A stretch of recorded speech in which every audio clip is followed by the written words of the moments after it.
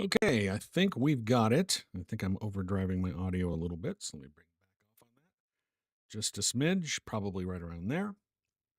But I think we are live. I think it's all working now, which is fantastic. Set here.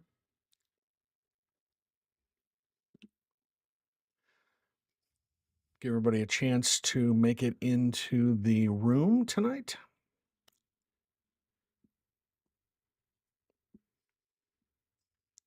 Hope y'all are having a great Tuesday evening before things get absolutely bonkers on Thursday.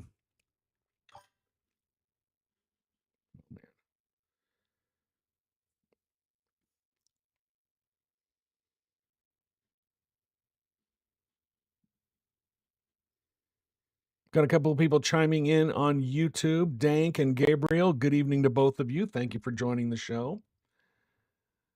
Lisi Lou on Instagram is also in. Good evening to you. Welcome into the show.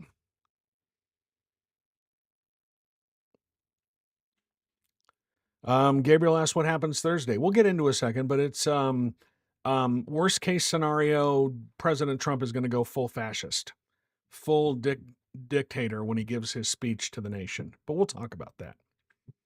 I always expect the worst possible outcome from any situation, which means I'm rarely disappointed. But we have a lot of stuff to talk about tonight. A lot's been going on. Kavotha on TikTok says, love the shirt. Yeah, I saw this the last time Iron Maiden, not the last time they came through Salt Lake City, but the time before that out at USANA. It was the one where they had flamethrowers on the stage. I think I've seen Iron Maiden several times in concert. Always a great show. Always entertaining when you see Iron Maiden live. If you haven't done it, you should probably do it. And then there's also I'm going to figure out something here.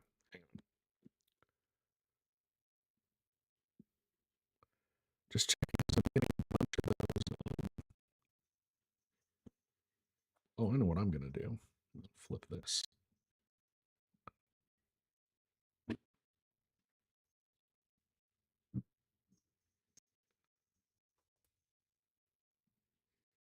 Hopefully it'll fix the notifications.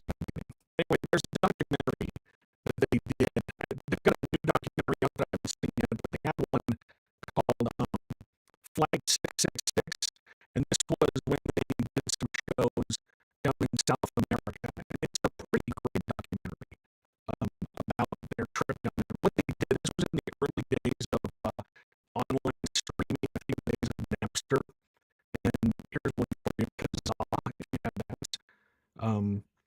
But in that movie, what they did was they looked for places that illegally downloaded a bunch of their music, and then they went there to perform a concert, which pretty darn smart if you think about it.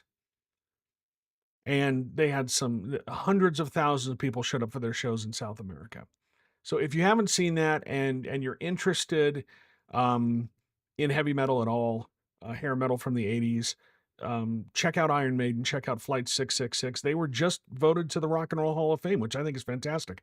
I'm going to be fascinated, one, to see who introduces them, who gives the speech inducting them to the Hall of Fame, and two, who's going to be on stage doing the jam and what songs are they going to do? You know they're going to do The Trooper, but are they going to do Run to the Hills? That seems like one everyone would know. I'd love to see them do some deep cuts, though. Aces High would be fantastic. Anyway, I could talk about Iron Maiden all night. I'm not going to do that, though. Anyway, welcome into the show tonight. We have got a lot of stuff to talk about. Let me pull up my rundown and we can discuss. In no particular order, we're going to talk about the executive order shrinking Bears Ears that was signed yesterday by President Donald Trump, just the tug of war. Bears Ears and Grand Staircase Escalante National Monument, just part of that tug of war that goes back and forth. We'll talk about what President Trump's going to say in his speech on Thursday night. It's going to be, I think, a little frightening what we're going to hear. And it's also going to be absolutely crazy. Legislative leaders, I told you this was going to happen last week. I told you this was going to happen, and then the very next day they did it. They're backing off their attempt or their effort to put a constitutional amendment on the ballot that would give them the authority to repeal citizen initiatives. And they're doing that after after Stuart Adams lost his reelection bid. I told you that was going to happen because they don't want to, they don't want to piss off voters anymore. Let's see. We can talk about Senator Mike Lee and his efforts to get the SAVE Act passed, and how Lindsey Graham's death, his unexpected death on Sunday, really complicates that. Trevor Lee is under a, quote, robust investigation by the Attorney General's office, and we can discuss that a little bit. Deidre Henderson continues to clap back at the Department of Justice over their attempts to get a hold of the unredacted voter rolls here in Utah, and it's actually quite entertaining what she's doing. Let's see, 2025 was Utah's hottest year on record, and 2026 is going to be worse.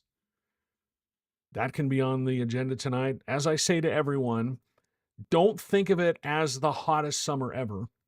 Think of it as the coolest summer for the rest of your life. That's the best way to think about this. And this just came out from Politico. Jack Smith, when he was investigating January 6th, he obtained the text messages of 44 members of Congress. And you want to know who else you want to know who was in that list of people who had their text messages subpoenaed? Yeah, Senator Mike Lee, because of his efforts to try and overturn the election. So we've got all of that on the agenda tonight, plus anything else you want to talk about. Just leave your questions, your comments in the chat, and I will get to them as quickly as possible. But I do appreciate you spending some time this evening so we can talk about what's happening in Utah politics, because there's a lot of stuff going on. Let me introduce myself. I am Brian Schott. I am the publisher and managing editor of Utah Political Watch. That is independent journalism here in Utah. My work is completely funded by my readers, by my viewers, by my listeners to the podcast. That is where the funds to make this journalism possible come from. I don't have a corporate backer. I don't have a billionaire writing checks to fund this stuff. It comes from you, and there are a lot of advantages to that. What it does is it gives me freedom to cover pretty much the important stories that other outlets might be a little bit wary of covering because they don't want to upset someone or jeopardize their access to certain lawmakers. I don't have to worry about that. I don't have to worry about upsetting sponsors because I don't have any. This is completely funded by you. And if you want to make more of these live streams, podcasts, articles, all of that stuff, if you want to make more of that stuff happen, there's a couple of ways you can do it. One, follow me on whatever app you're watching right now. Just hit that follow button. That's really easy. Two, you can go to my website, utahpolitics.news, and you can sign up for my newsletter. That's free. Or if you want to throw some bucks my way, you can become a paying subscriber, $55 a year, $5 a month, $55 a year, or you can throw some money in the tip jar if you don't want to do a subscription. But all that helps make this possible.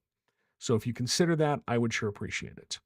Okay, so let's start with the story that is, that broke yesterday. Actually broke last week. It broke late last week, and it said that President Trump was getting set to sign an executive order shrinking the Grand Staircase Escalante and the Bears Ears national monuments. This is just the general tug of war. The size of these monuments have been a big point of contention in Utah ever since Grand Staircase was declared by President Clinton using the Antiquities Act in 1996. And then President Obama created the Bears Ears National Monument in 2016, also using the Antiquities Act.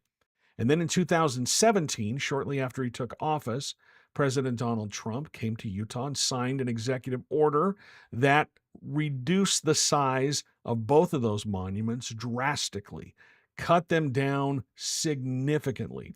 I think Grand Staircase Escalante is 1.87 million acres that was protected, and Bears Ears was around 1.36, say 1.4 million. And now I think Grand Staircase is 181,000 acres, and Bears Ears was cut into two separate monuments covering about 121,000 acres. So that happened in 2017. President Trump came to the Capitol. You've seen the famous picture of President Trump with his hands on Mike Lee's shoulders, and Mike Lee just looks like, he's got the goofiest look on his face. That's where that came from. That was an event at the state capitol.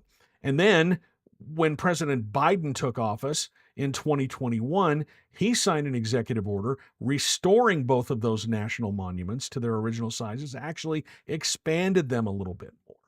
And then, as expected, President Trump has signed his executive order shrinking them back down. So this goes back and forth. Environmental groups, conservation groups have vowed to file a lawsuit.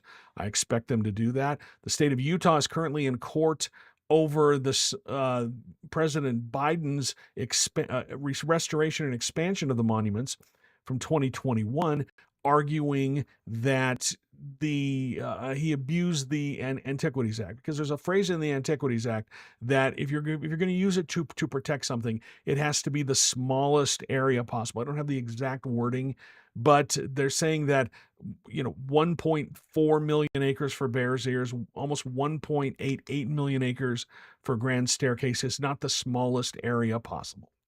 So, and they recently won a victory in court where an appeals court said that judges can review a president's designations under the Antiquities Act, because Congress, the Republicans in Congress have been wanting to change this for years. They've been wanting to change the Antiquities Act, but they can never muster the votes because Americans like their public lands. So now we've got this tug of war going back and forth with executive orders, and you can bet that if a Democrat wins the presidency in 2028, when they take office in 2029, everybody here in Utah is going to be extremely worried. Well, you'll see the legislators will be extremely worried that they're going to restore those two monuments to their original size. So this is far from over, but that's what happened on Monday with the executive order. If you want to get an idea of what it looks like, I'm going to bring up this thread here. This is from Threads, and let me pull it up here on the screen share. And you can see on this graphic the two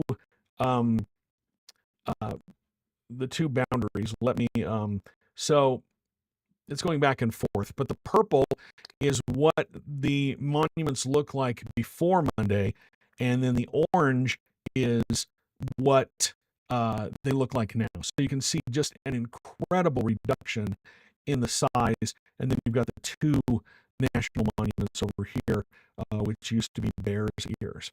And so now those monuments are no longer, they've been drastically reduced. So what happens to the lands that are now excluded from these national monuments? Because when they're protected as a national monument, there are some very strict usage rules, very strict rules about how these lands can be used. One of the things that the Trump administration argued when making this proclamation on Monday is they said that the Bureau of Land Management and the U.S. Forest Service, who manages these areas, they don't have the staff or the budget to effectively manage them. So part of it is a financial thing. They also argued that some of the minerals in the area. Some of the metals and minerals. There's copper. There's uranium in these areas. In some of these areas, and those are critical to national defense because we don't want to have to rely on other countries to procure these materials. And so, part of the reason why these lands were taken out of the national monuments is so they can be opened up for extractive uses. So those are some of the things that they argued with that. So the lands that have been taken out of these monuments, yesterday started a 60-day clock. And after 60 days, these lands will be accessible. They won't, they're just not open for a free for all, but they're going to revert to just regular federal lands. And that means people can access them for recreation. The permitting process for oil and gas drilling and coal extraction. And as I said, whatever metals are out there, uranium, copper, I think manganese is another one that they said are on these lands. And the permitting process can move forward if people want to try and extract those minerals from the areas. Some of the things that will happen is there will be more roads made across the area. That's probably one of the things that's going to happen. Not right away, but that's one of the things that will happen. And then infrastructure. So you may see electrical transmission lines across these lands that used to be part of the national monument, or even a pipeline. And one of the really big uses that the Trump administration wants for these lands is grazing. In fact, they really in the proclamations talk about how grazing is a very important use of these lands. Even inside the national monuments, they're going to allow ranchers to graze cattle in these areas, and grazing is actually, it gets even more protections under these proclamations that were signed yesterday as President Trump took basically a hatchet to the Grand Staircase Escalante National Monument and the Bears Ears National Monument, reducing them just by incredible amounts. Let's see what you guys have to say about this. UT Abby Normal says, why are they dismissive of the tribes? That's one of the things that's going to happen down in Bears Ears. When Bears Ears was created, the tribes, the Native American tribes who that area, there's a lot of sacred sites in that area. They would be involved in the management. And that intertribal council is what I think it's called. That has been abolished. That's going to be abolished under these two new they're the two national monuments, the smaller ones that were created in 2017, and then we've gone back to that now. But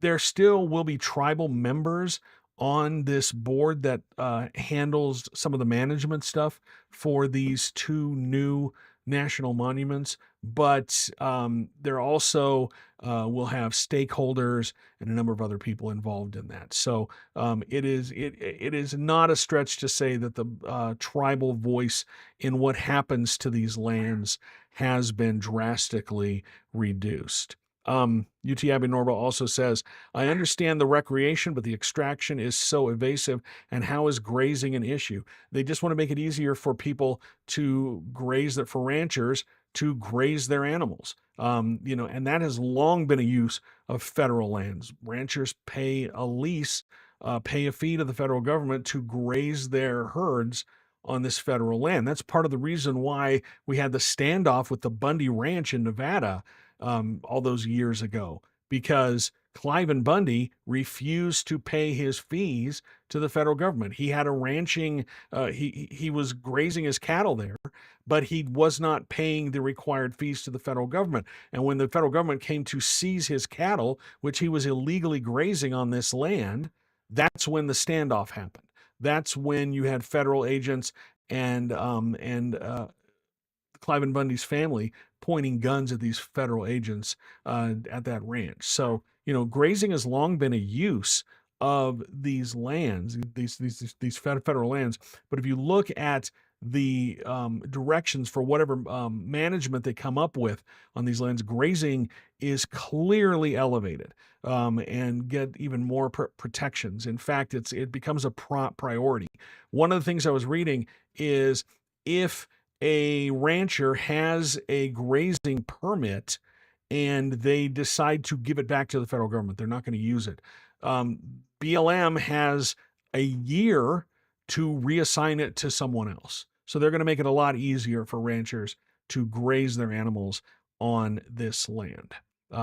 Elliot Nutter on TikTok says, I work for an Indian tribe in southern Utah and they are not thrilled. I can imagine that they're not thrilled because it took the fight to create the Bears Ears National Monument took decades.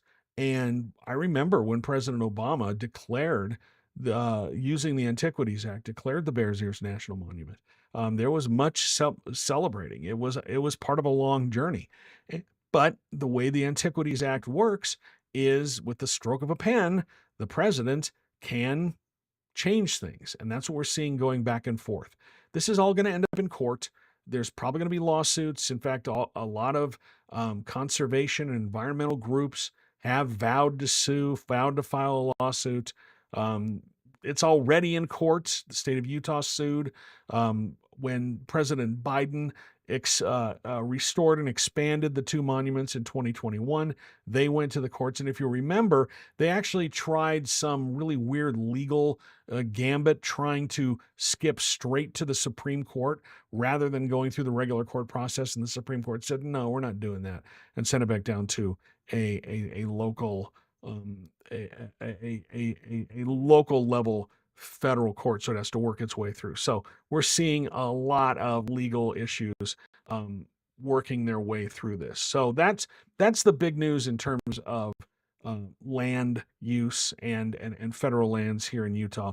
As you can imagine, the Republican legislature, they are thrilled with this. There's the picture of Governor Cox and the entire congressional delegation, along with Speaker Mike Schultz, in the Oval Office as President Trump signed this proclamation on Monday. UT Abby Normal says, doesn't grazing help the risk of fire? I'm not an expert. I can't answer that question. I did grow up in a very rural area of northeastern Colorado, but that never really interested me. I was trying to get out of there as fast as I can. So, but yeah, I'm not an expert on that, so I really can't answer that with any authority. I apologize. So. If you wanna talk about that some more, we certainly can. Leave your questions and your comments in the chat. I would love to hear from you this evening. But we have a number of other issues to get to tonight as I pull up my rundown so we can my notes about what to talk about. This just happened before we came on the air tonight, before I started the stream tonight. Politico was reporting that former special counsel Jack Smith, when he was investigating January 6th, he obtained the text messages from 44 members of Congress, including Senator Mike Lee. Senator Mike Lee is on that list. This was part of Senator Chuck Grassley, who is the chair of the Senate Judiciary Committee. He is releasing this information to the public, and he listed the 44 members of Congress who had their text messages subpoenaed by Jack Smith. And if you remember, Senator Mike Lee, when they were holding the January 6 hearings, or when they were questioning some of the DOJ members from the Biden administration when he first took office, and Senator Mike Lee was very, very freaked out, and he was acting really strange about very, very concerned about the subpoenaing of text messages of members of Congress. And we all know that he spent a lot of time texting with Mark Meadows, please tell me what I should be saying, trying to assist President Trump in overturning the results of that free and fair election, trying to find a way to make it legal and make it constitutional. He was also working with a number of other people as part of that. And don't forget that Senator Mike Lee is the guy who initially introduced Sidney Powell And we all know Sidney Powell. She had that absolutely insane press conference where she claimed that the election was stolen through the manipulating of the voting machines, and the late dictator Hugo Chavez was part of it, along with George Soros and whatever. Mike Lee's the guy who put her, or who connected her with the White House, because he was at a meeting in Washington where she came and spoke, and he recommended her to Mark Meadows. So don't forget that. And Mike Lee still has not sufficiently answered his questions about his role of what happened on January 6th. I don't think he's given us any information. He hasn't answered any of those questions. And that's a good lead into on Thursday night. President Trump is expected to, or he's planning to address the nation. And multiple reports are that he's going to talk about newly obtained information about foreign interference in the 2020 election.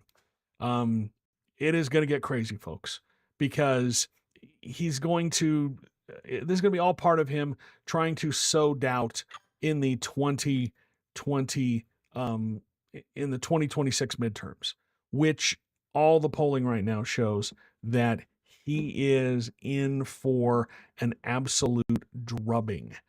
He is in for some serious problems. And Republicans and Congress are also in for some serious problems with this, with the 2026 midterms. And so what they're trying to do is he's trying to sow doubts about it. And, there's speculation that part of the reason why he grabbed the president of Venezuela, the leader of Venezuela, is they're now going to try to get him to cop to a plea deal of some sort, and where he will admit to interfering in the 2020 election, helping them steal the 2020 election, the election that Donald Trump lost. Yeah.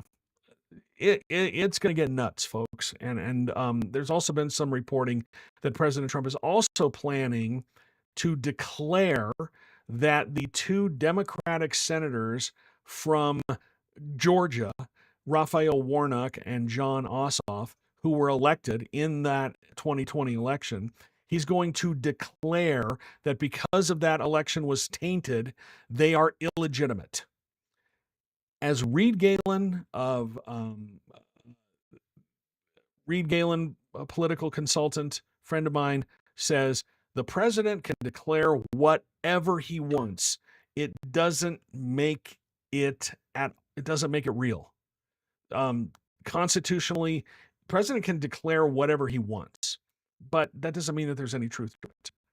There's absolutely zero truth to that.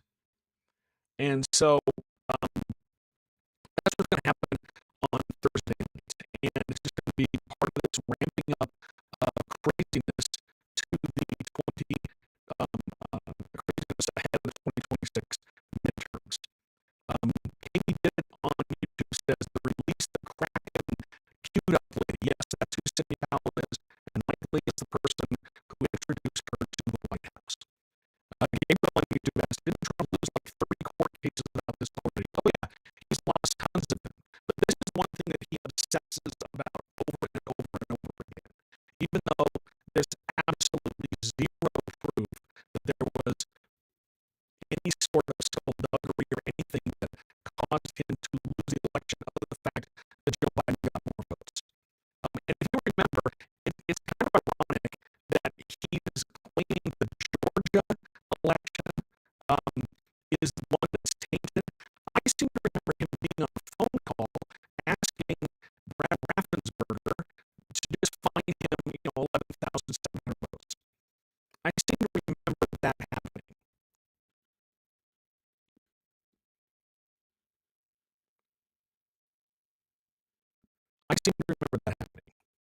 Someone says audio messed up, can't understand what you're saying. I think I just clicked something there. That should fix it going back now. But I seem to remember the president trying to get Georgia election officials to find him some votes so that he could win the state. Sound on YouTube is breaking up and crackling. That's I literally not done anything to it. I did one thing. That's the only thing that I did. Is I just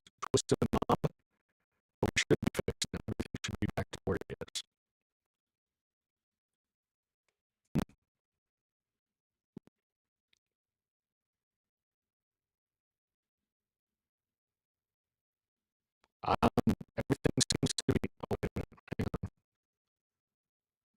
Do that here, and then I think I gotta do one thing here. I'm gonna come over here and hit this one. Bring that one here. Maybe that's helping. That should help there.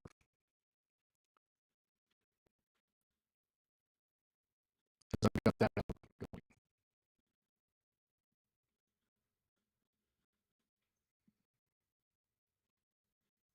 So I'm saying the connection is very choppy. It shouldn't be. Everything should be working just fine. It's working just fine on my end, and I really haven't made any changes. Just switched one knob, but that should have no effect over what's happening. Audio is still bad. I don't.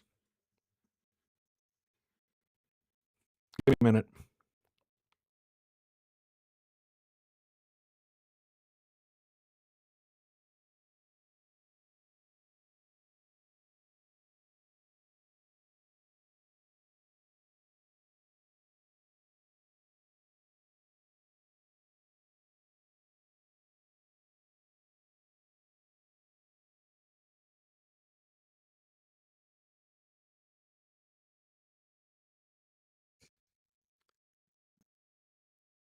Okay, that should be better. I just restarted one thing, and everything should be fine now. Nathan Detroit on Twitch says audio better now that the dog ran past the door. Yeah, that's our new puppy Daisy. She's fun, but she's a handful. You guys keeping cool in this heat? Oh boy, it's bad. As I said at the start of the show, don't think of it as the hottest summer ever. Think of it as the coolest summer for the rest of your life. Kind of gallows humor, but I can't think of any other way to think about it. So anyway, all right. So back to what President Trump's going to talk about on Thursday night. He's going to talk about election interference. It's one of his favorite topics. There's no proof to back up anything he's going to say, but allegedly he's going to claim that there's new evidence about foreign interference in the 2020 election that caused him to lose. Who was president in 2020? Who was in charge of the federal government? And the federal government that might have responded to this. I can't seem to remember who the president was in 2020 who could have probably done something about this foreign interference that he's going to talk about. Oh, wait a minute. It was Donald Trump. Donald Trump was the president in 2020. And what he wants you to believe, what he would have you believe, is that the 2016 election, when President Obama was in charge and he won, that was everything was on the up and up. And in 2024, when Joe Biden was in charge and Donald Trump won, that was also on the up and up. But in 2020, when he was in charge and he lost, that's the one that we need to be really worried about. So that's what the president is going to talk about tomorrow night. And this is just part of the move to try and nationalize elections or sow doubt in elections. Maybe it's because they can't get this stupid Save America Act from Mike Lee across the finish line. He does not have the votes in the Senate. He doesn't have the votes in the Senate to pass it, and he doesn't have the votes in the Senate to kill the filibuster to pass it. He just doesn't have the support. Senator Mike Lee does not have the political juice to get this thing passed. But it's something President Trump is obsessed about. Remember, he wouldn't sign that housing bill unless they sign the SAVE Act, but without realizing that bill just becomes law after 10 days if he doesn't sign it. So the housing bill, which could have been a massive win for him and could have touted about affordability, that made up word affordability. He could have talked about that. But he decided that sowing doubt in the 2026 election is more important to him. And if you look at all the data we have, Democrats, again, everything can change. And we're about 7 weeks out from the midterm election. But anything can change. And it's more than 7 weeks. Everyone's been saying that 7 weeks number. I don't believe that we're there. To July.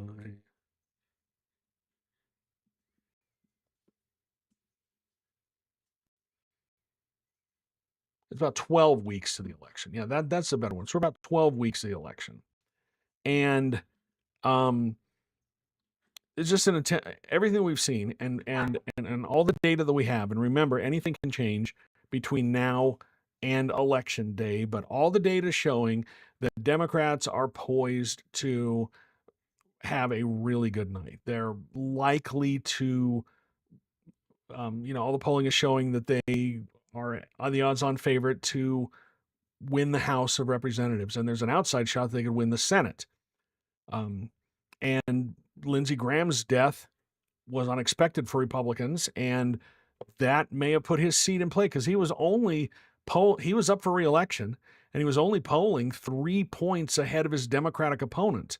And now, under South Carolina law, they have to have another primary. They already had the primary, and Lindsey Graham won it, but now they have to have another one.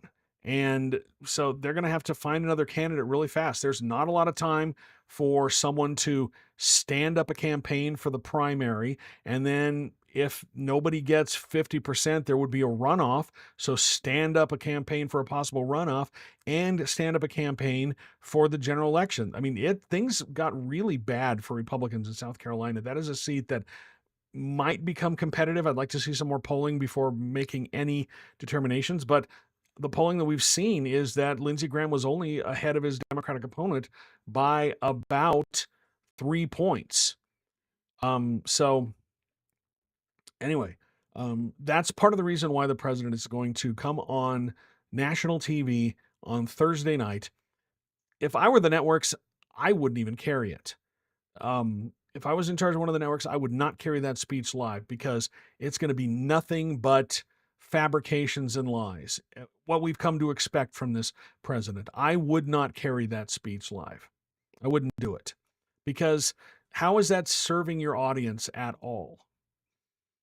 And I don't know if this is going to really penetrate. I mean, Fox News will go berserk with it.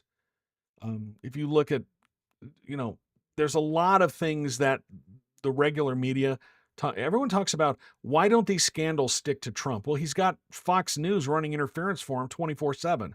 They never talk about this stuff.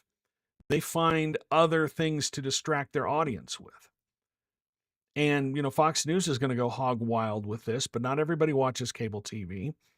And so I don't know how much this is going to penetrate before the election. But this is, the president trying to sow doubt in the election before November. And as I said before, there are reports that, he's going to claim that the Georgia election was tainted, the Georgia election of 2020, and the two Democrats who were elected in that election, Raphael Warnock and Jon Ossoff, the two Democrats in the Senate, he's going to declare that they are not legitimate senators, that they were not legitimately elected. So what? The president can declare anything he wants, but under the Constitution, the Senate decides their membership.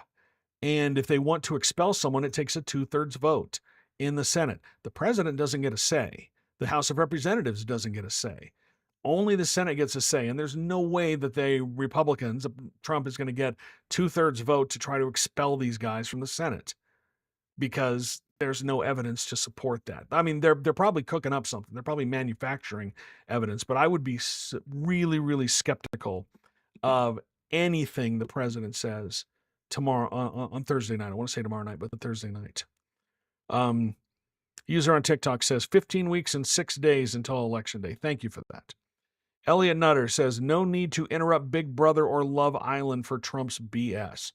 I'll watch it just because, I've got a morbid curiosity of what insanity the president is going to say. But there's nothing credible in here. There's nothing credible at all. Let's see. I've got a few other comments on TikTok, and I'll get to Jaden. I'll get to your comments on YouTube in a minute. A few other things I want to talk about first. UT Abby Normal says, I attended a town hall a few years ago with Representative Fia, Representative Strong, and Senator Dan McKay that was in support of the elimination of mail-in ballots. I told them that was BS since my kids were both active duty military and they didn't care, but they were also in support of a one household vote. Yeah, that's some weird stuff that's happening.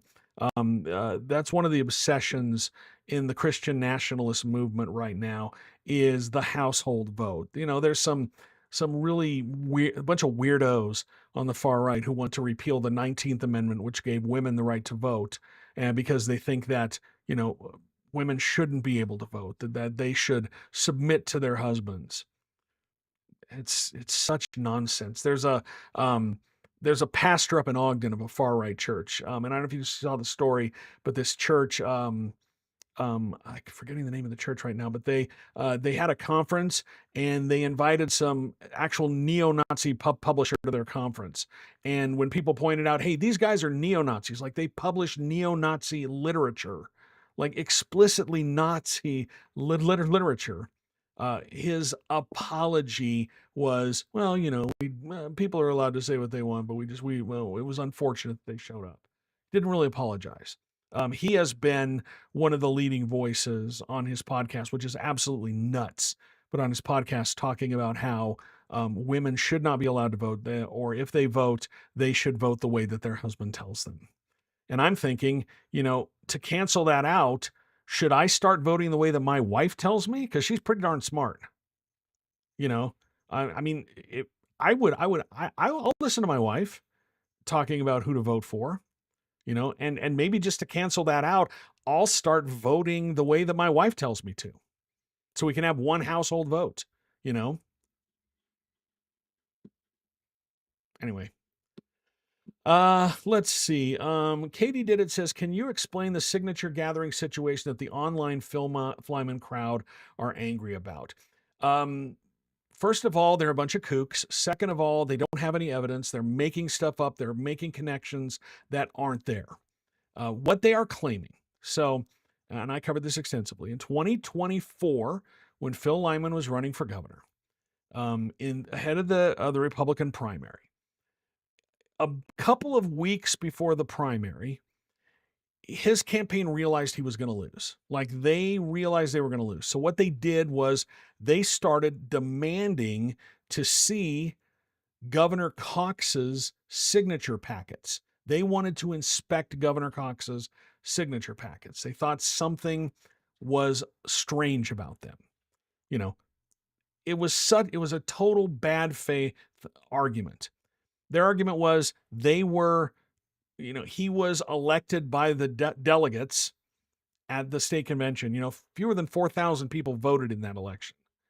And so they're trying to cast doubt on whether Spencer Cox was legitimately made his way on the ballot through signatures.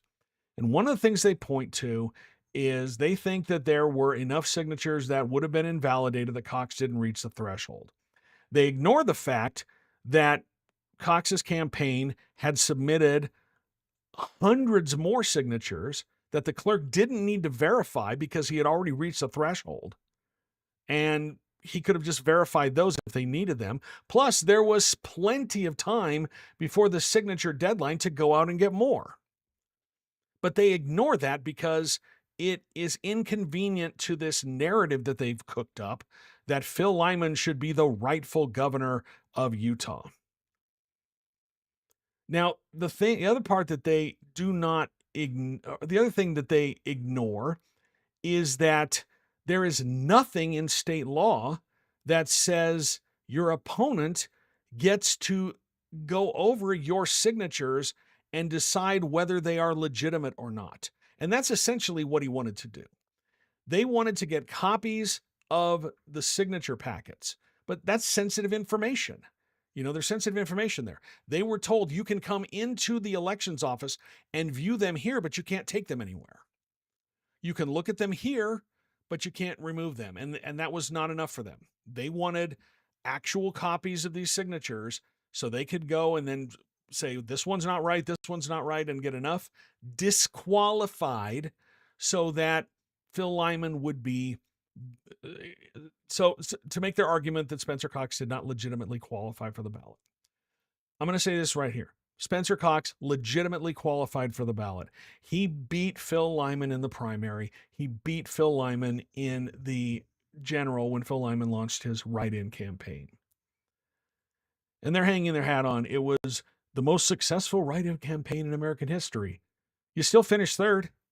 That's a participation trophy. That's nothing to really hang your hat on. You finished third.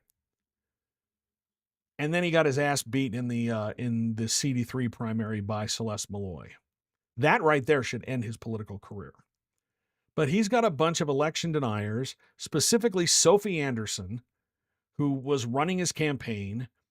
And she continues to just make these bad faith arguments that somehow some conspiracy happened, and that's the reason why Phil Lyman lost. Spencer Cox should have never been on the ballot. Katie Did It says they're also mad at Deidre Henderson. Yeah, they're mad at her too because she was in charge of the elections office. She kept denying all of their requests to get their hands on this stuff. Phil went to court several times. Every single time the courts were like, no, you don't have any basis to get your hands on this stuff. Not only does Phil lose elections, but he loses in court all the time. This is just, these are people who cannot believe that their ideas are not popular, that it's not a popular candidate.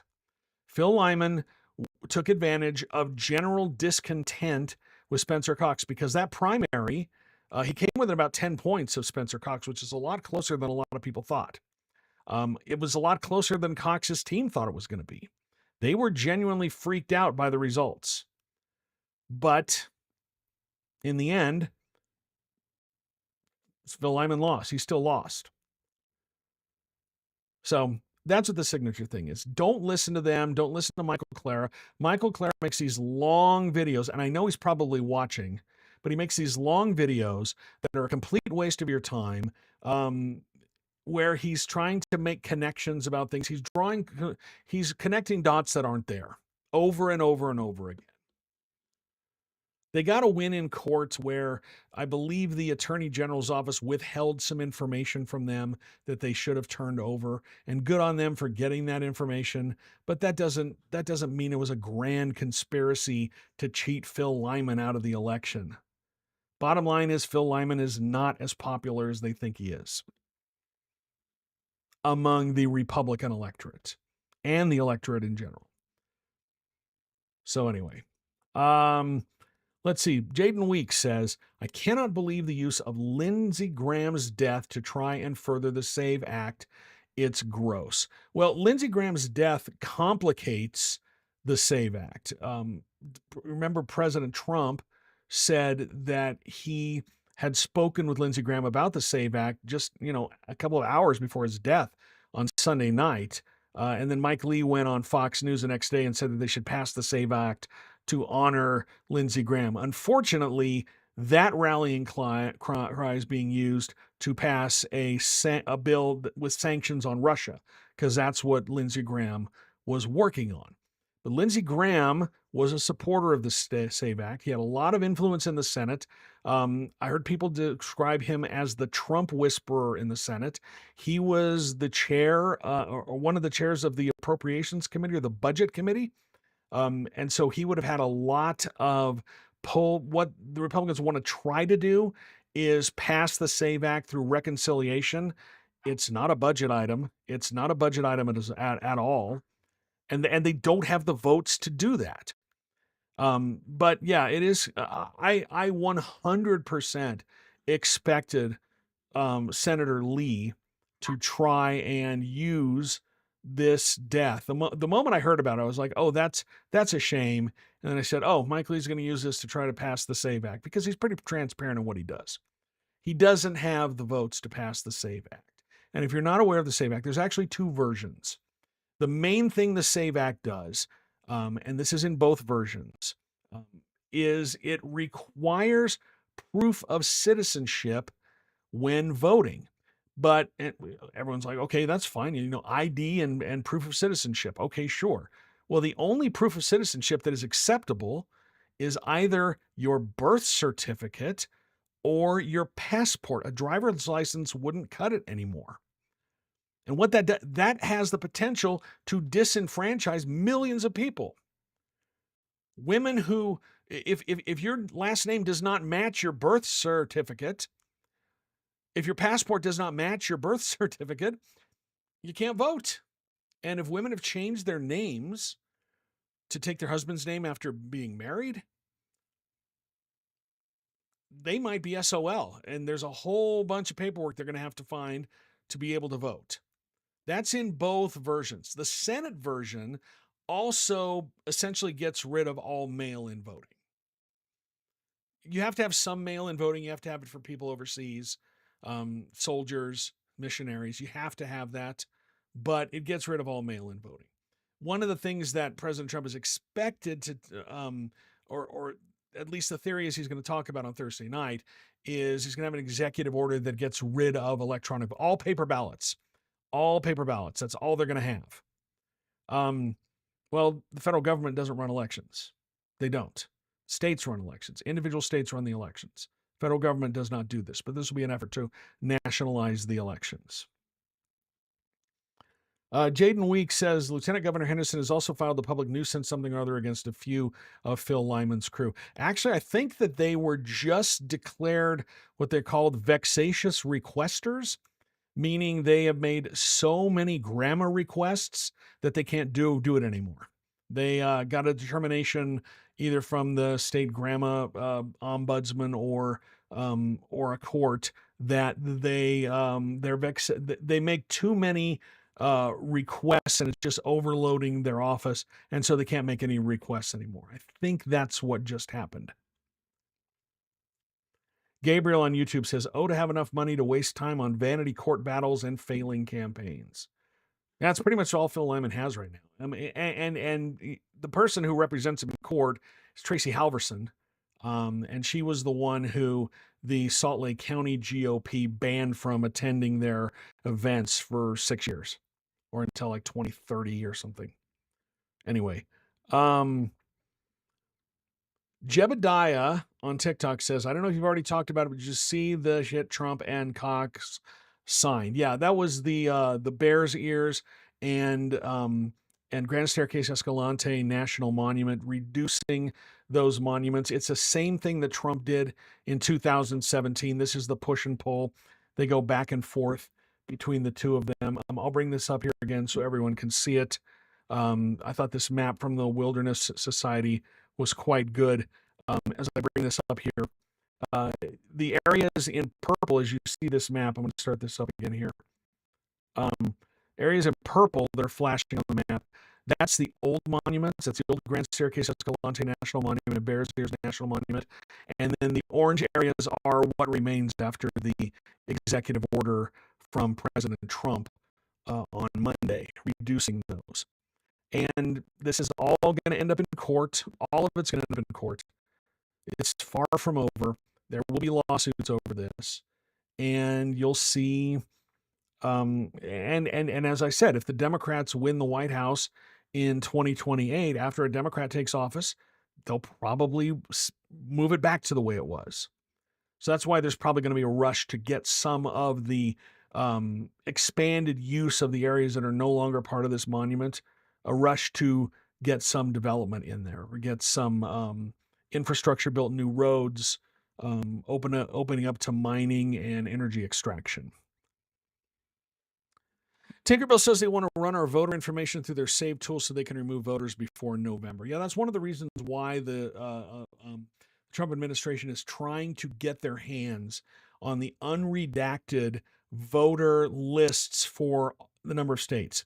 Last week, they sent letters to all 50 states and Washington, D.C., threatening criminal prosecution if the state had any undocumented people on their voter list. They've been trying to get their hands on the unredacted voter list. They tried to do it with Lieutenant Governor Henderson. That's why they've sued the state of Utah. They've sued, I think, half the states and the District of Columbia, claiming that the Voting Rights Act, or the Civil Rights Act gives them the authority to look at the unredacted voter files.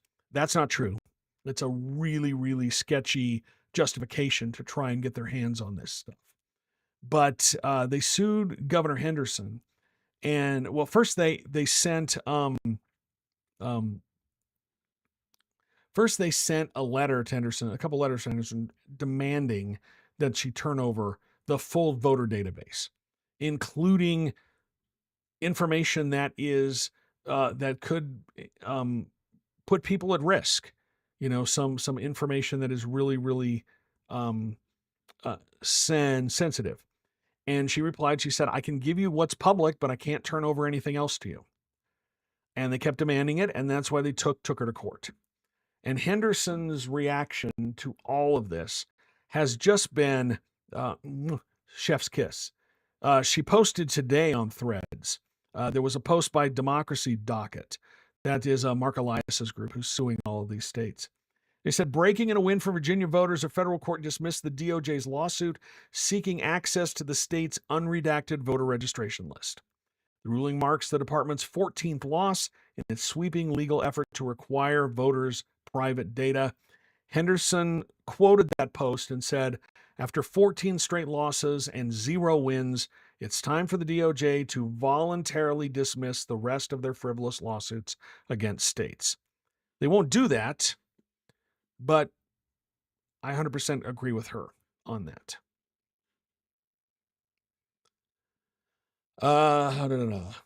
Lil Dipper says, I'd rather watch you on Thursday. Oh, thanks, but I'm going to be watching the address. So, you know, because I'm a glutton for punishment. UTAB Normal says, what are your thoughts to many Dems going anti-PAC? I'm not quite sure what you mean by anti-PAC. Anti-political action committees? I'm not sure what you're talking about there. Let's see. Jaden Weeks asks, thoughts about the Utah debate schedule and CD2 a full week after the ballots go and so removed from the other debates. Yeah, that jumped out at me as well. I'm going to pull up my calendar because I put all of these on my calendar. The Utah Debate Commission, which you know I am not a fan of, which I have said before that I am not a fan of. The CD1 debate, that will be Ben McAdams and Riley Owen. That one is going to be on Tuesday, October 29th. Then you're going to have the, Tuesday, September 29th. I'm sorry, Tuesday, September 29th, almost more than a month before the election. That's a big advantage for McAdams. Whatever happens in that debate, people are going to forget by the time they get the ballots. Then the CD3 debate, that's going to happen on Friday, October 2nd. And then the CD4 debate is going to happen on Thursday, October 8th. And then the CD2 debate is all the way on October 20th. It's probably just a matter of scheduling. And really, as I've said, the Utah Debate Commission, they're not very good. They don't provide really any good information. Their format is terrible. The product is terrible. It does not inform voters. Everybody gets all whipped up about it, but the format is made in such a way that it does not help voters at all. It doesn't help the voters. What it does is it's just a vanity thing. And it also makes it acceptable for candidates, incumbents, to debate one time. That's it. Oh, I'm doing the Utah Debate Commission debate. I don't have to do any other debates. They're going to debate one time, and that's it. I said that when they formed the Utah Debate Commission all those years ago.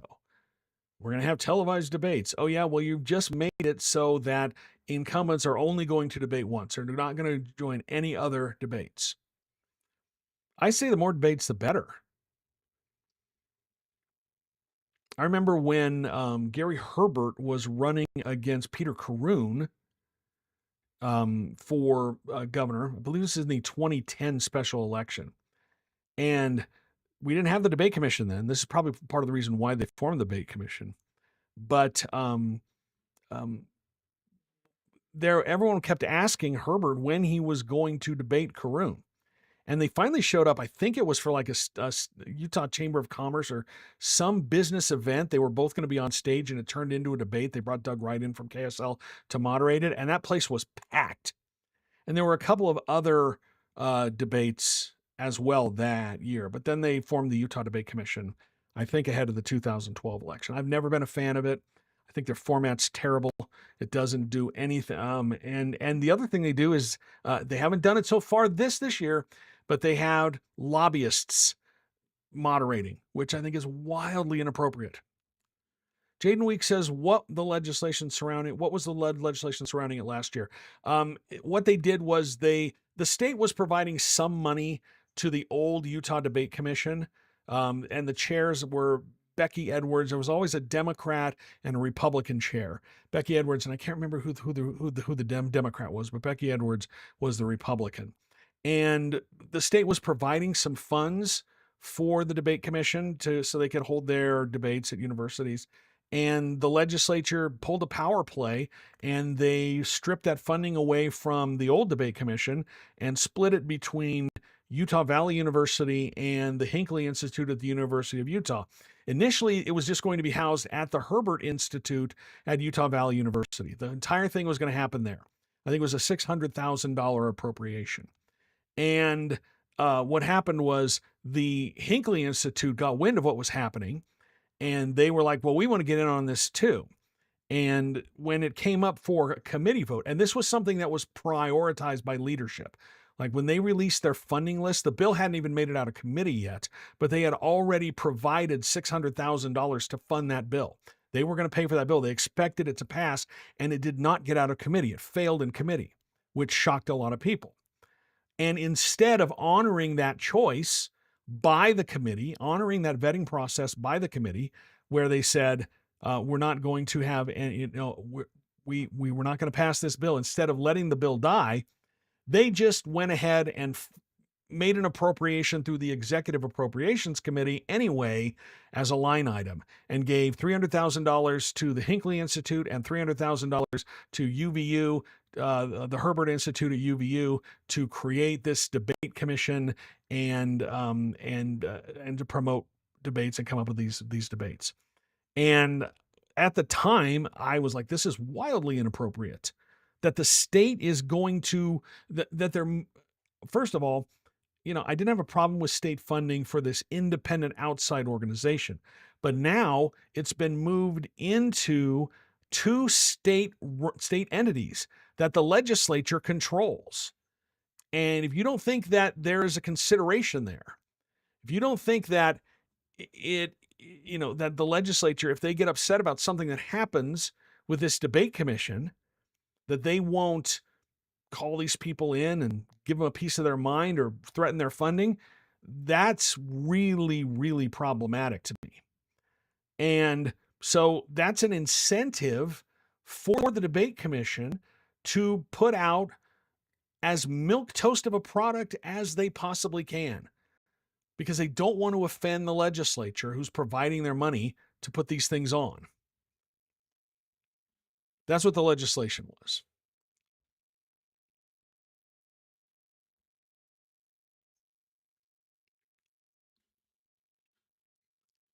Let's see, what else is happening? I've got a few other things on my list I want to bring up tonight. Oh yeah, you saw this last week. Good job by Emily Anderson Stern at the Salt Lake Tribune with this story. If you remember, right before the primary, Trevor Lee, that whole thing where he stole money from a former employer when he was working pest control back east somewhere, I think it was North Carolina, and wrote some fraudulent checks. That was the website stoptrevorlee.com. That sort of blew up. And there was another person who owned a water company called Enevive that Trevor Lee worked with. It was a water filtration company.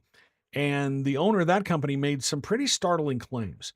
He claimed that he fronted or loaned Trevor about $93,000, advanced him $93,000 in commissions for sales that he was supposed to be making, because he was getting in some financial trouble with his house or whatever. That's what he claims. And all of a sudden, these arrears started piling up, and it was $93,000. If I had an employer, I'm my own employer, but if I had an employer and I owed them $93,000, you would think that they would want their money back sometime. Well, at some point, um, and I've heard I've heard recordings that support this version of the story, that Trevor went to his employer, who he owed $93,000 to, and said, "If I help, I will help you get this federal grant for water filtration, water cleanup from some toxic chemical at Hill Air Force Base. I will help you get this federal grant, which potentially is worth millions of dollars. I think ultimately it was worth like $500,000. But he could then use the commission he would normally get from this grant to pay off the money that he owed this gentleman." And the implication was that Representative Lee would use his legislative seat to make that happen with this. And I've heard a recording. I have a recording in my possession. I've heard it of this gentleman. His name is Trent Spafford, asking Trevor Lee, laying out what happens, laying out this whole plan, and Trevor Lee agrees to it. He says, "Is that what is happening?" He goes, "Yes, that's what's going to happen. That's the plan." And there's a lobbyist involved. The name is escaping me right now, but Trevor Lee literally says, "Oh, he does whatever I tell him to." And when this all blew up, everyone started asking House Speaker Mike Schultz about it, and Schultz says he was just going to refer it to the Attorney General. Well, that investigation is underway. Now, Representative Lee says that he has not been interviewed, but Trent Spafford has been interviewed several times by investigators from the Attorney General's office. And that surprises me, because I thought that once Representative Lee lost his primary, they would just find a way to sweep this under the rug. So good on them that they're actually moving forward with this investigation, because we need some answers. Did Representative Lee use his legislative position to try and pay off a debt, to try and help his employer and pay off a debt? That seems wildly inappropriate. So that is ongoing. Someone says, "Wait, who's the lobbyist?" I'll have to look up the story. Let me, I knew someone was going to ask that, so I'm going to have to find the story. Hang on. Because I've got it. I wrote about it earlier.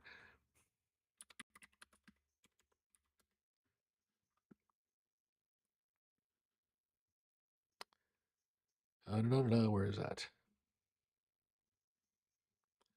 Okay.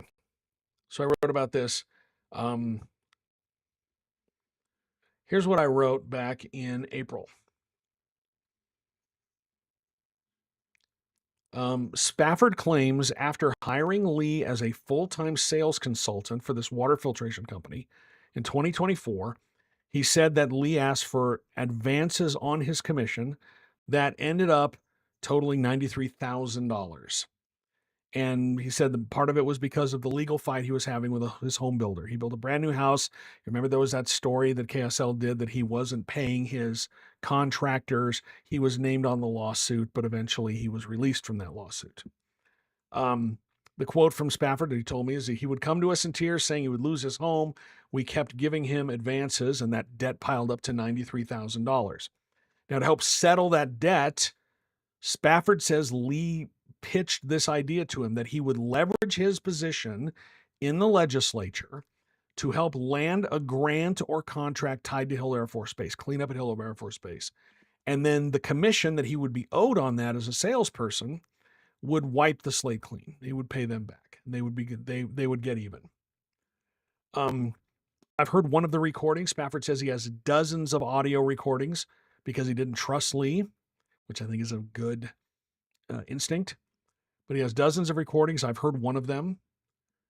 In the plan, Lee says, Alex will do what I say. He's referring to lobbyist Alex Tarbot. And I've told him to move forward with you guys and everything. So Alex will do what I say, and I've told him to move forward with you guys and everything. And Spafford says Alex is the lobbyist Alex Tarbot, who is helping Lee secure this contract. So that's so that's what they are investigating. Katie Did It on YouTube says, I wonder if Trevor Lee is currently employed. I've actually heard that he has a job. I've heard from some sources that he is now doing rain gutter estimates for people. When he was first elected to the legislature, he was employed by Home Depot doing siding. And then after somebody exposed his racist and homophobic Twitter account, Home Depot decided to, part ways with him. I'm not saying that I did that. I'm just saying that it's a coincidence that around the time that I exposed his racist and homophobic and transphobic and Twitter account where he was using, he was trying to be anonymous. And then shortly after that, Home Depot parted ways with him. Funny how that works out sometimes.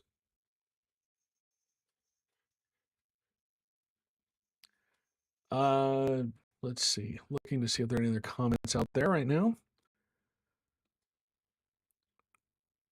So Ryan, I hope that answers your question. That who the lobbyist? Alex Tarbett is allegedly this lobbyist who was involved in it. Rebecca Rodriguez on Facebook says it's also shady and totally on brand. Yeah, if true, and these are allegations, that's why it's under investigation from the Attorney General's office. But if true, that's a pretty serious thing. The problem is, everyone's like, well, bring him up on ethics. Maybe he already has been brought up on ethics. They've changed the rules with the Legislative Ethics Commission that they cannot publicly acknowledge whether someone is being investigated for ethics. They can't do it. It's against their own rules. They cannot publicly talk about anyone who's been brought up on ethics charges or an ethics complaint filed against them.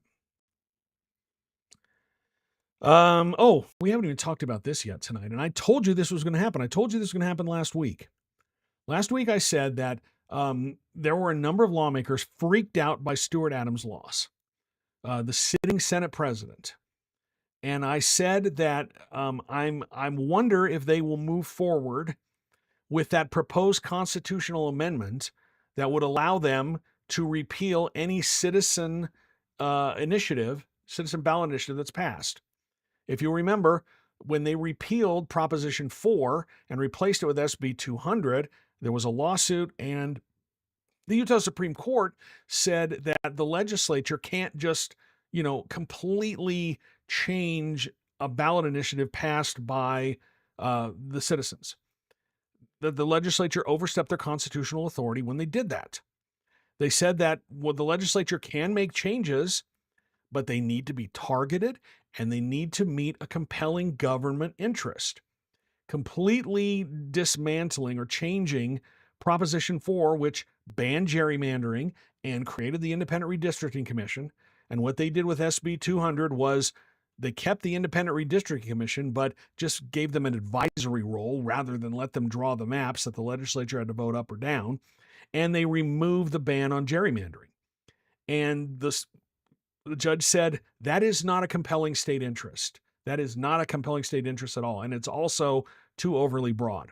So in 2024, if you remember Amendment D, they were going to put that on the ballot, which would have given them the ability to, it said that the legislature essentially can change any citizen initiative, that they, essentially give the final say. It was kicked off the ballot because they missed the deadline for noticing about it. The state constitution says if the legislature is going to put a constitutional amendment on the ballot, and only the legislature, remember, under the Constitution, only the legislature can put an amendment on the ballot. Citizens cannot propose a constitutional amendment in Utah. Only the legislature can do that. But if the legislature is going to do that, they need to publish that 2 months, 60 days before the election in a newspaper in every county. And they missed the deadline by a couple of days. There was also a challenge because the way that the ballot language was written, and that was written by the Senate president and the House Speaker because they had changed the rules about that, the ballot language was extremely misleading. It basically said that the amendment did the opposite of what it actually does. And so they were going to try to do it again this year. They were gung-ho to do that. They were all in on doing this. And then the primary election hit and Stuart Adams lost his seat. And last week I said, I I don't know if they're going to put this on the ballot. I don't know if they're going to try to do it, because why give voters another reason to be mad at them? They've already learned that voters are pissed off at them. That's the message that was sent when Stuart Adams was ousted. And lo and behold, the very next day, they came out and said, we're not moving forward with this constitutional amendment.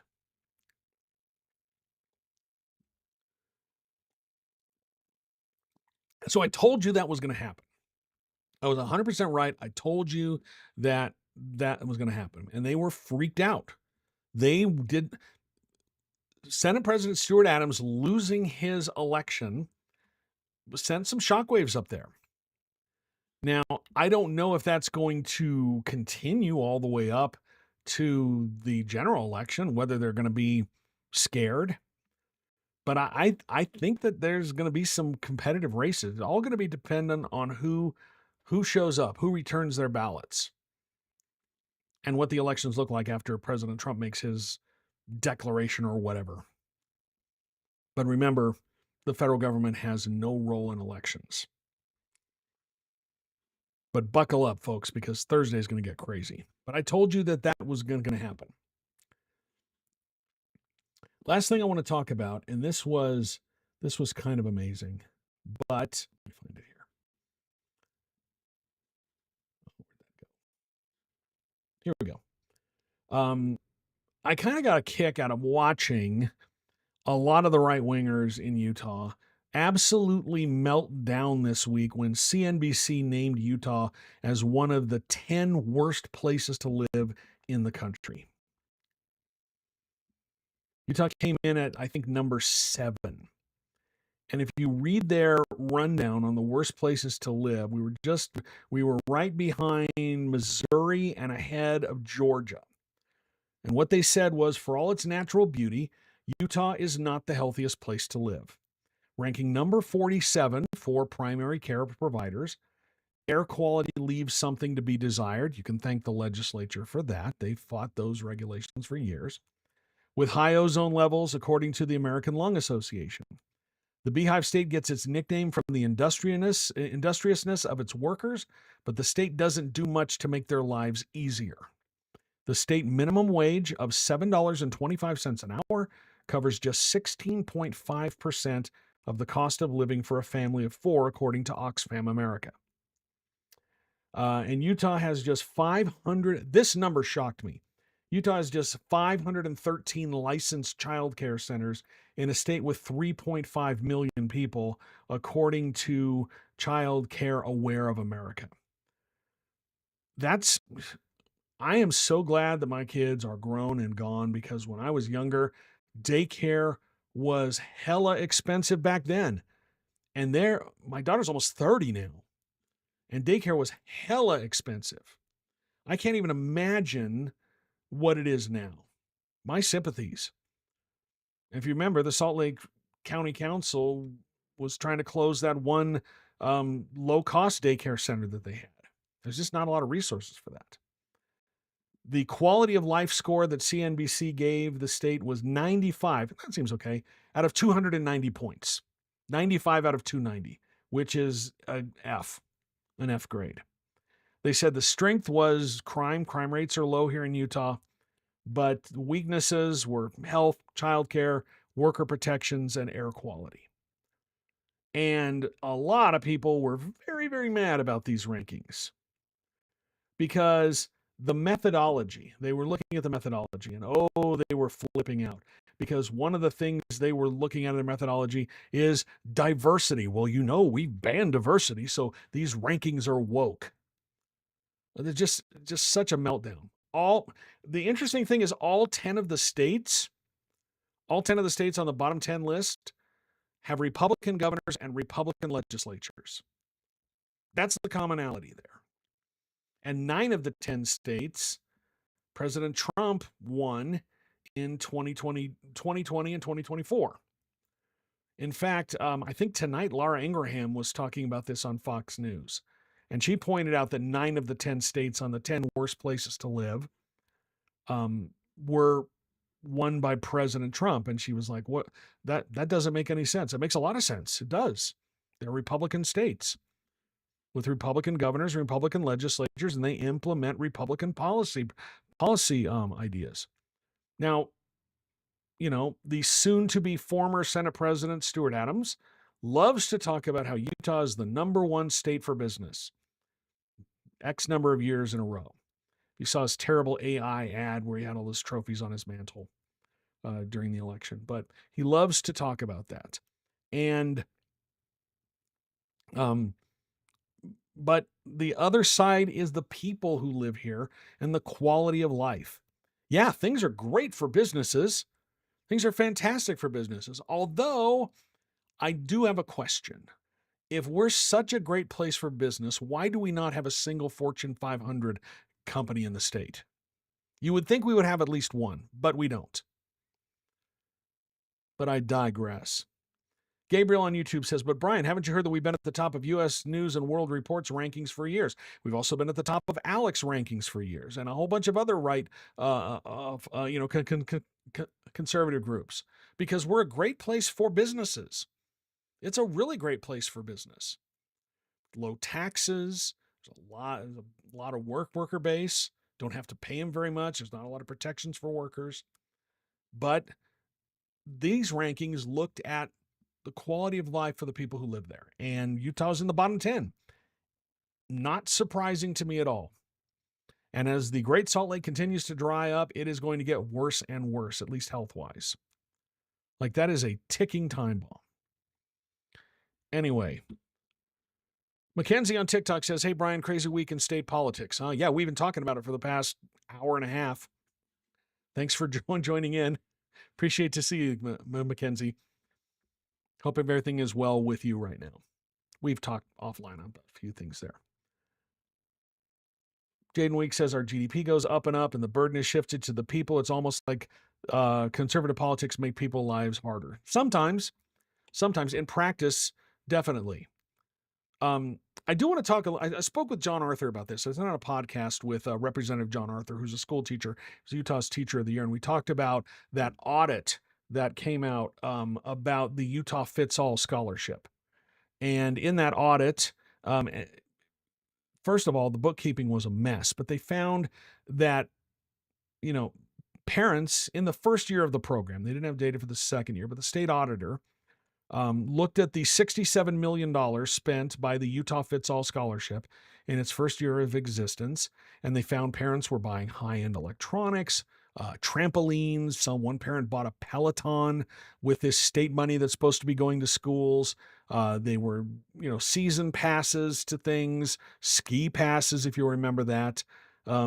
But one of the things that struck me in this report is that the record keeping was so bad that the auditor's office had to build a custom AI model just to try to make sense of all this spending. And they could only identify about $1 out of every $5 that was spent with any level of certainty. Now, they have made some changes to this program. After the first year, when they discovered that people were buying ski passes, season ski passes, and things like that, they did change some things, but they also have increased the funding for it.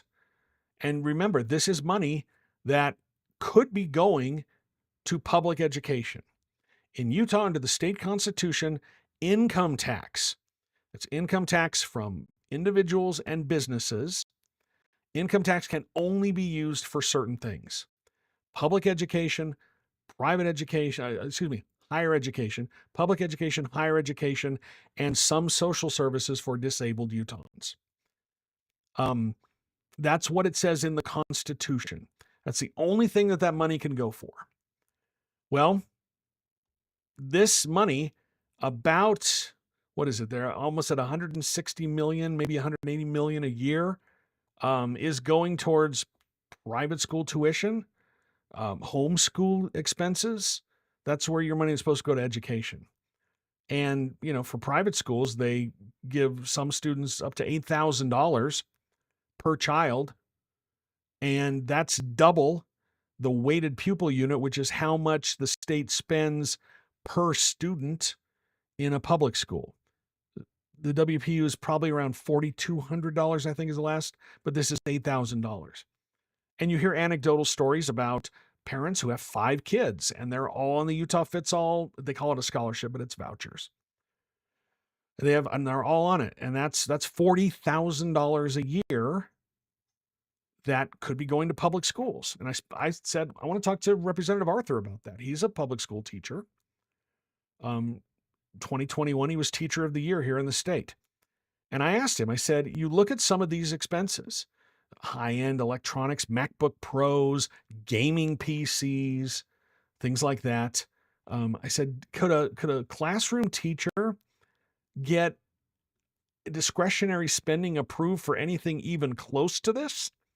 And he just said, no, not at all. In fact, a lot of teachers have to crowdfund through Donors Choose or whatever to get just basic supplies for their classrooms.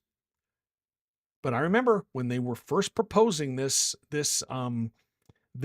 bill, critics were saying this was going to happen. They said, look at what happened in Arizona. Arizona's voucher program is out of control. I think it's ballooned to about $1 billion now. It's in other states. It just goes, it's just it's completely out of control. And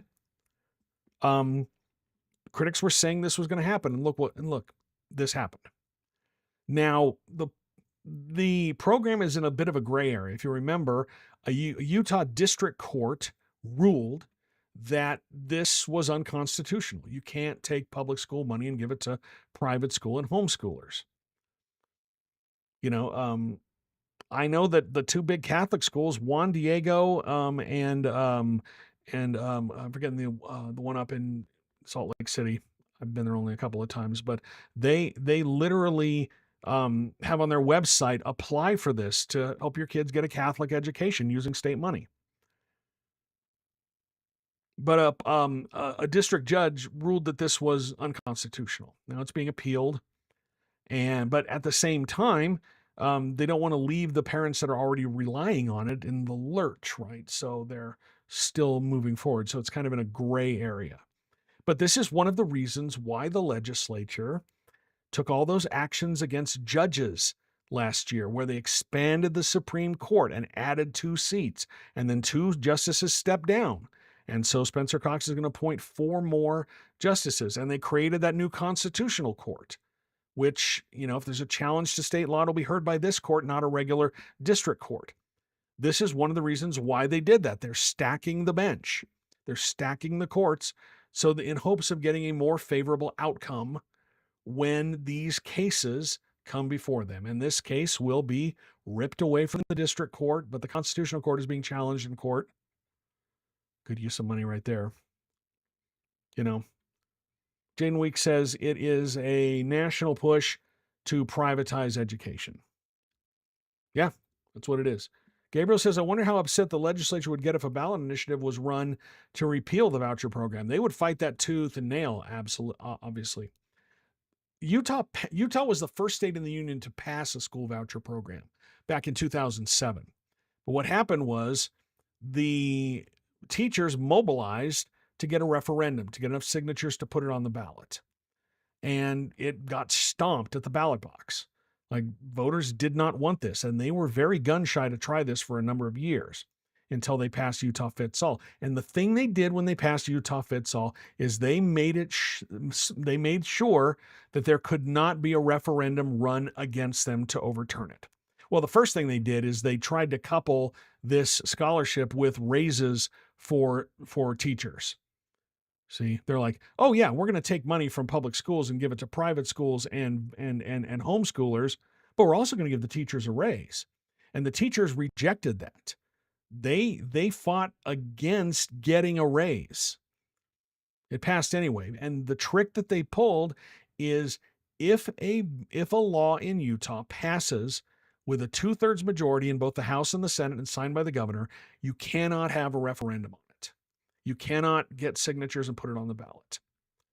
And they made sure that they had enough signatures with this, or they made sure they had enough votes so that there could not be a referendum.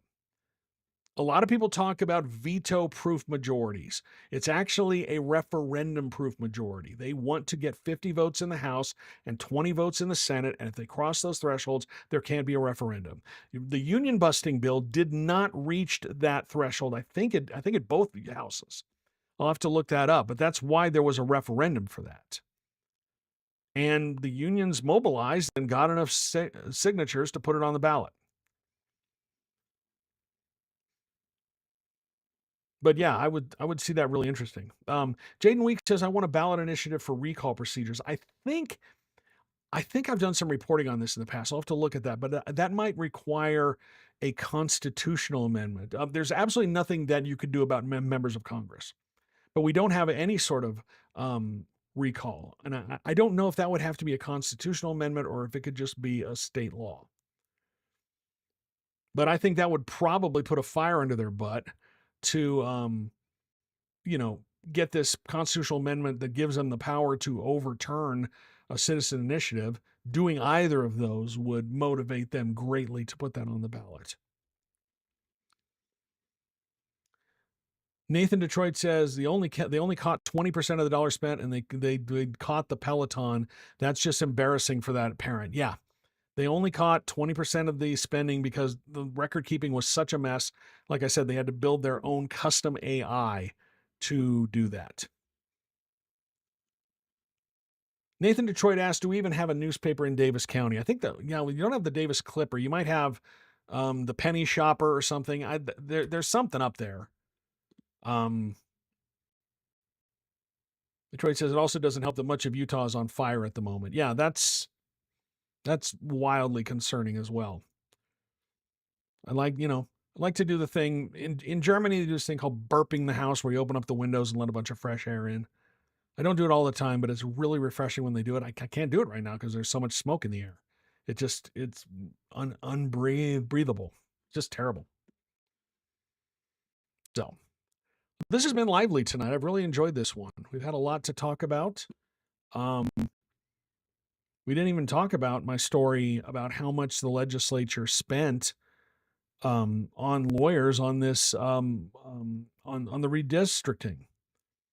$1.8 million of your money has gone to this outside law firm. We haven't really talked about that. Maybe we'll bring it up next time. But anyway, I'm about done here. 9 o'clock.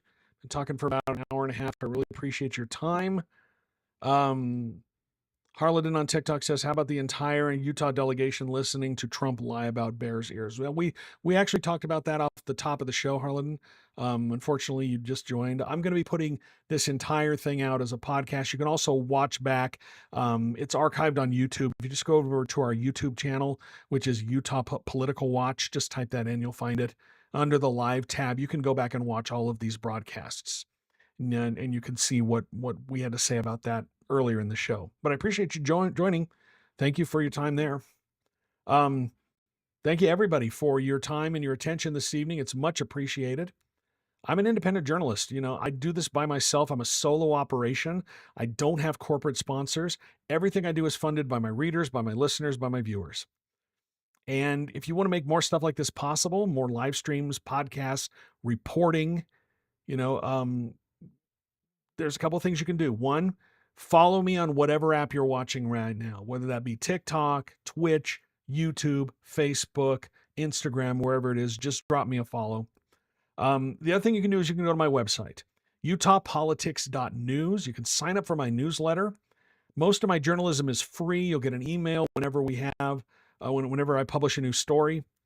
And if you want to support what I do financially, that's how this is all funded. You can become a paying subscriber, $55 a year, $5 a month. Or if a subscription isn't your thing, you can also just throw a couple bucks in the tip jar. You can do all of that.